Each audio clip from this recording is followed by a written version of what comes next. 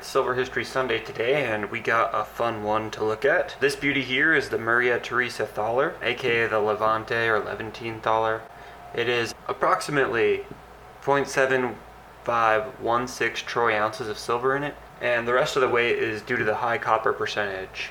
It is about 40 millimeters in diameter, similar to an American Silver Eagle, but is much, much thinner. Look how thin that thing is. On the front here, we can see this powerful looking woman.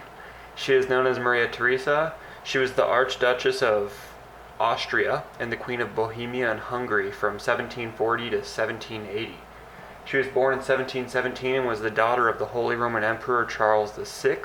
Her and her husband, who later became known as the Holy Roman Emperor Francis I, they had 16 kids, 3 of which became quite famous, one being Emperor Joseph II, one being Emperor Leopold II, and Marie Antoinette.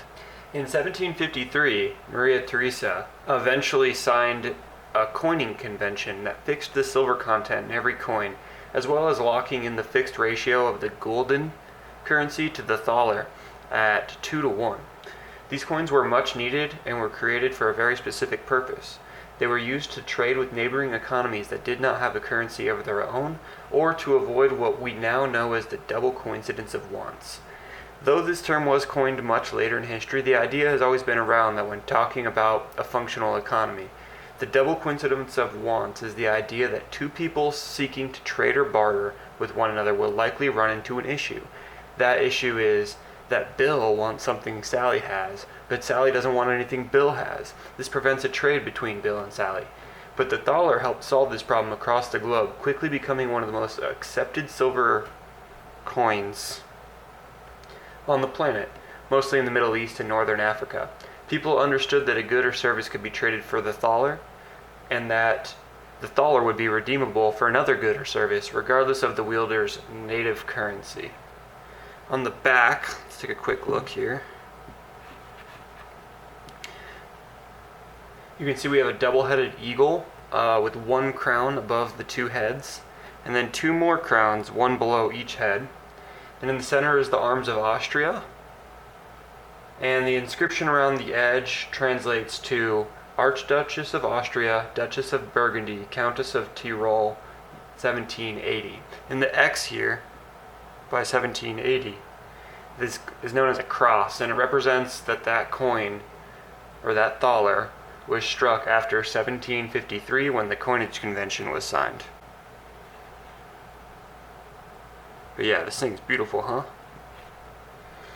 I have a few fun facts. The word thaler, as the way I'm pronouncing it, is thought to be the origination of the word dollar. Another fun fact is that this thaler is one of the first examples of quote-unquote inflation, and that's because the Maria Theresa Thalers, they contained less silver than previously minted thalers, thus reducing the silver content in the coin and creating inflation. I have another fun fact here. On the front we can see this SF. A common misconception is thinking that that is an artist's initials, but instead it is the initials of the last names of the 2 mint officials at the time in 1780. Schobel and Fabi. I'm probably saying those wrong, but another fun fact. Since the thaler was so popular, it was minted in mints across several countries, and it was even used as legal tender in many African countries up until a little bit past World War II.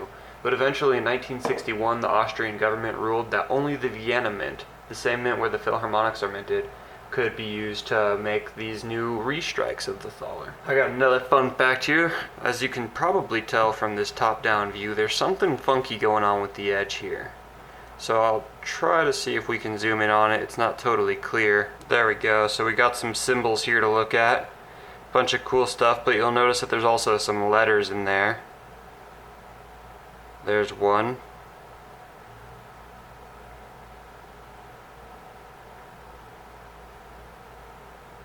And basically the inscription that's on this side here translates to justice and clemency, and it was designed here for a very specific reason. It's not just to look fancy, but it's instead to prevent clipping of the coin. So I can't just take shavings off the side of this coin, reduce its diameter by a small amount, and save the extra silver to spend later or whatever.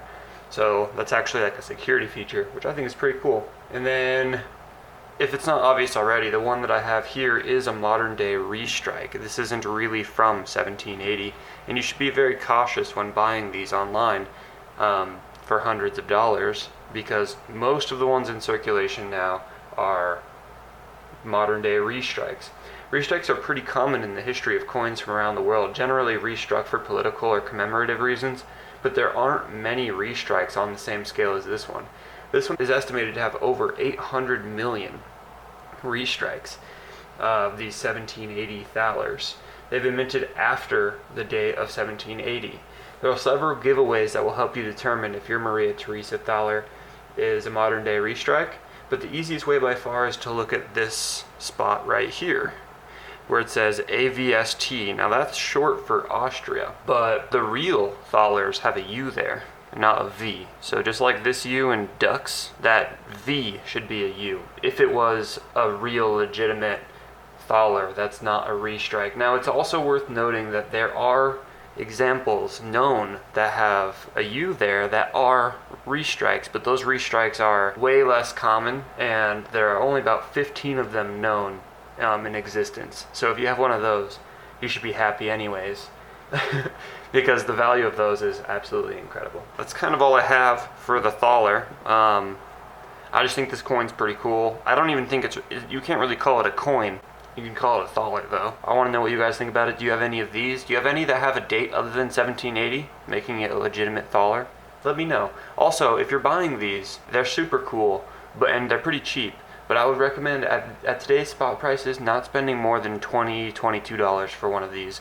Consider it as 3/4 an ounce of silver that has a bullion price tag. So anything over 3/4 spot price is a premium that you're paying for this coin. And remember, there are 800 million of these potentially out there in circulation, and they are not rare at all. So don't fall for the tricks. I've heard horror stories of people buying these at their local coin shops for $100 the first time they walk in because they think they're getting some ancient coin or whatever.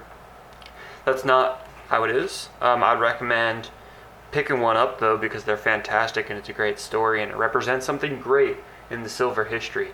But don't pay an arm and a leg for it. Get it online if you have to, because you can get them from the online retailers for a decent price. Alright. Thanks for watching, guys. I will see you tomorrow. Bye-bye.